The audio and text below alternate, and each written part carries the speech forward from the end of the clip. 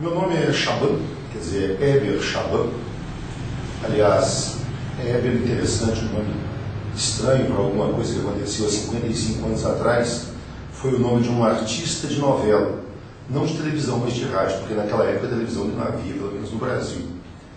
Eu sou professor de física, eu sou uberabense, nascido em 1956 e um brasileiro típico. Meus avós, por exemplo, são todos importados. Os meus avós maternos são todos italianos, são ambos italianos. Os meus avós paternos vieram, para ser mais exato, da Ucrânia, e a minha avó veio da Áustria. Quer dizer, praticamente um típico brasileiro. Eu sou a segunda geração que está aqui no Brasil, meus pais nasceram aqui, e eu sou a segunda geração. Meu pai é de Curitiba, minha mãe de Garapava. Se conheceram, se estabeleceram em Uberaba mais ou menos ali pela década de 40. Meu pai foi um dos pioneiros em fotografia de Uberaba. Se você conversar com alguma pessoa assim da minha faixa etária, um pouco mais velha, e perguntar para ele do seu Chaba, não é Chabão, o pessoal falava Chaba, é o seu Chaba retratista. Ele tinha um foto aqui na rua Arthur Machado, trabalhou muitos anos assim. Então, você que está me ouvindo agora, é muito provável que o casamento dos seus avós, ou talvez dos seus pais, tenha sido feito pelo meu pai. Morei em Uberaba até os meus 17 anos, aí eu fiquei um ano em Curitiba, fiz cursinho lá em Curitiba, eu pretendia fazer sonografia, mas acabei me desviando para engenharia civil e fiz engenharia civil em Uberlândia. Quer dizer, não cheguei a terminar o curso, eu terminei o 3º ano. Comecei a dar aulas já naquela época e tive um convite irrecusável para sair de Uberlândia e ir para Vitória, dar aulas em Vitória. Então foi onde eu abandonei a engenharia, fui dar aulas e a partir de lá virei um professor. Trabalho com isso então desde 1974. Não que eu seja muito velho, eu comecei muito cedo. Comecei muito cedo. E de lá para cá, eu acho que eu já revirei esse Brasil aí, de cima para baixo, de baixo para cima. Por exemplo, eu trabalhei em Uberlândia até 83. Em 83, eu fui para Brasília, fiquei 2 anos em Brasília. De Brasília, eu vim para Uberaba, onde eu fiz odontologia, dá um pouquinho de ramo, a gente trabalha só com ciência exata, então abri um pouquinho de horizontes. Me formei aqui em Uberaba em 89. Fiquei, depois disso, 5 anos trabalhando em São Paulo. Depois disso, mais 11 anos trabalhando em Florianópolis. E agora, há 5 anos, eu estou aqui de volta em Uberaba. Trabalhei como dentista praticamente 20 anos e como dentista eu estou aposentado. Agora eu trabalho com física. Eu dou aula de física. Eu faço o que eu gosto. E eu trabalho de uma forma um pouco inusitada para um professor. Por exemplo, que eu saiba, eu acho que eu sou o único professor profissional liberal que eu conheço. Então, eu já não dependo mais de escolas. Trabalho em algumas escolas e dou algumas aulinhas, mas porque não perder o contato, porque a gente tem aquela afinidade com o pessoal da escola e tudo mais. Mas hoje eu sou professor, tenho a minha própria sala de aula, eu tenho o meu próprio curso, eu tenho o meu próprio material. Então eu trabalho na sala que é minha, do jeito que eu quero, com o material que é meu, material que eu escrevi, e do jeito que eu quero. E na faixa que eu gosto, que é preparando essa moçada para o exame de vestibular. Então eu trabalho basicamente com a molecada aí de 16, 17 anos, que aliás é também, eu chamo esses meninos de o meu sonho da juventude. Eu me sinto um jovem. Eu me sinto um jovem porque eu convivo com jovens, eu passo boa parte do meu tempo no meio deles.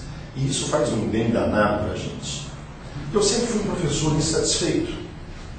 Aqui no Brasil, todo mundo sabe que o professor dispõe assim, de uma tecnologia de ponta, de laboratórios de primeira qualidade para trabalhar. Desculpe, não foi uma piada. Então, nós chamamos o professor brasileiro de professor de cusquigice.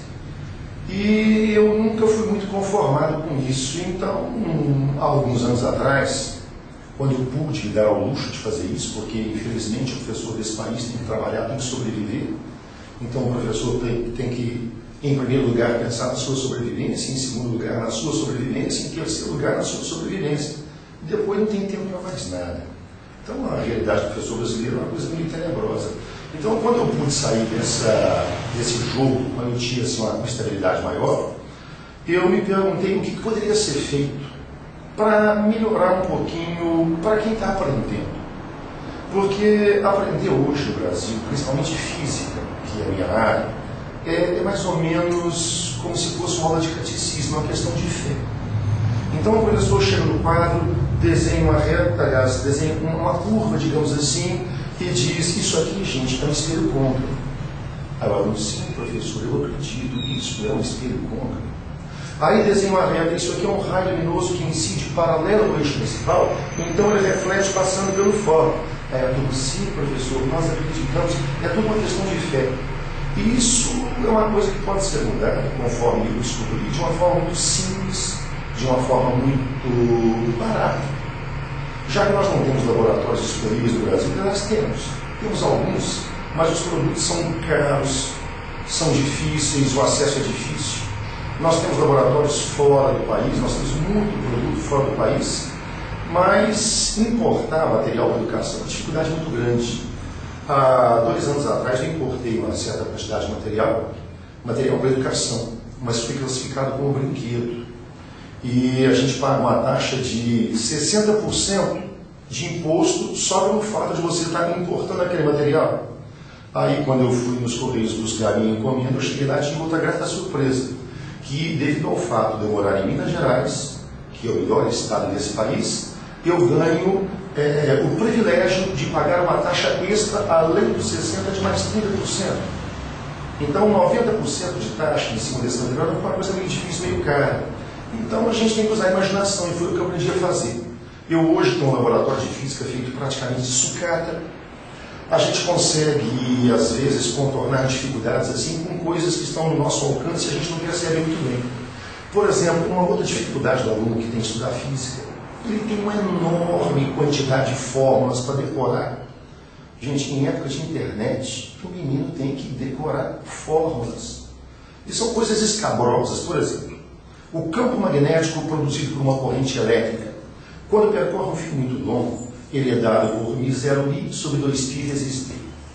Quando é uma espira, é μ0i sobre 2r, que é o raio da espira.